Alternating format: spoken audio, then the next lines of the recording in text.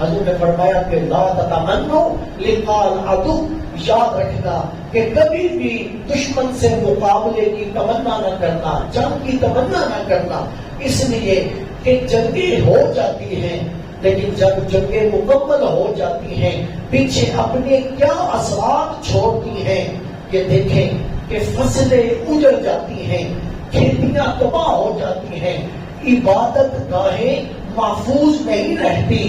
تعلیمی ادارے محفوظ نہیں رہتے،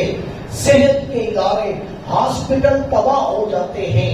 اسی جنگ کی حالت کے اندر عورتوں کی عزتیں لٹ جاتی ہیں، عورتوں کی عزت کے ساتھ کھلواڑ کر دیا جاتا ہے،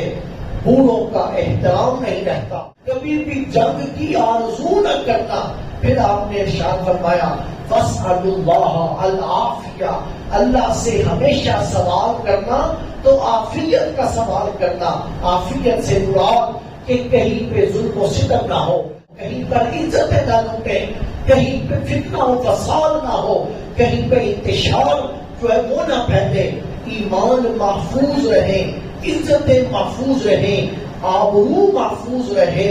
شرم و حیا محفوظ رہے۔ اللہ سے سوال کرتے رہنا تو عافیت کا سوال کرتے رہنا کہ ہر جگہ کے اوپر تمہیں امن امان دکھائی دے۔ اور جس وقت اسلام امن کی بات کرتا ہے تو وہ صرف مسلمانوں کے لیے امن کی بات نہیں کرتا، بلکہ جب اسلام امن کی بات کرتا ہے تو وہ ہر مذہب کے لیے امن کی بات کرتا ہے کہ کہیں کوئی بھی مذہب کا ماننے والا ہو اس کے اوپر ظلم و ستم نہیں ہونا چاہیے۔ حضور نے عیسائیوں کو لکھ کے دیا تھا کہ تمہاری عبادت گاہوں پہ حملہ نہیں ہوگا، تمہارے چرچ محفوظ رہیں گے، تمہاری جانیں محفوظ رہیں گی۔ حضور نے اپنا پورا ہاتھ رکھ کے حضور نے مہر لگا کے دی تھی۔ اس لیے سامعین محترم یہ یاد رکھیں جب اسلام امن کی بات کرتا ہے تو وہ صرف مسلمانوں کے لیے امن کی بات نہیں کرتا،